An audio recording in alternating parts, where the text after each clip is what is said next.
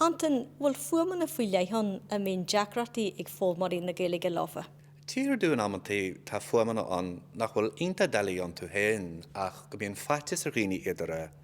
agus tá mas muitiú an ch sin a tugann sa Gaeilge an CH leathan agus is deacarí anmh amach go tí deacrachtaí daoine leis mar tá uam sin in sa bhéarla a tugann na Gaeilge olú.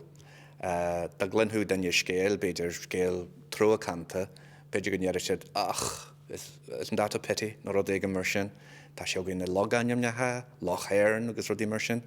Tá uamán ach bíon drogal ar riine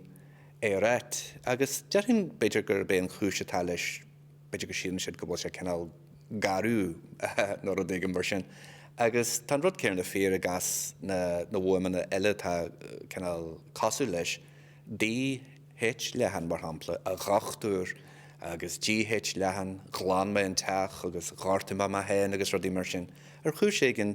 bíonn drogal éigean ar ólamóirí na fácla sin a réit. Agus ané go mbíonn ciall ag brethir? Bíonn ciall a brethir minic go leor, inscinne mar hampla tá ciall faoi leith le a chuid deargaid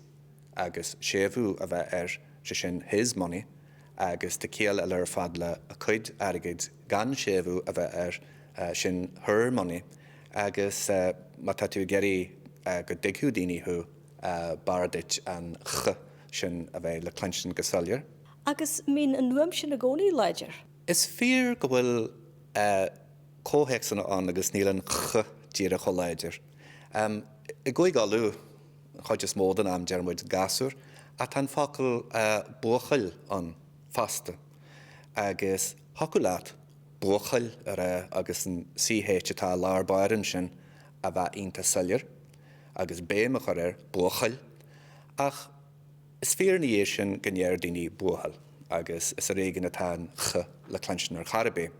agus in ndearú fácail a rud céirne an teach dearannach ar a bhealach mar hampla hoculáat an CH bheith anleidir sin a clunthí tú daoine ar a tead dearanna ar a bheala. Agus tá rud comáile na chéile bhfuil is a go ní héig bhfuil ceanna acu ceart, ceanna acu mí cheart ach bhfuilhíonn do ólamóirí béidir an ch a réit agus díre le go deocha siad le go méid cleachtú acu agus le go deocha sé látha agus ar a bhacatúíú ná chur cé an áit an ch sin, ná habair an teach dearannach ar a bhealach. Tá sin dheall sin dúchas as a Gaeilge agus bear go mór an ch a agal ar lár fad na cé a chur na áit.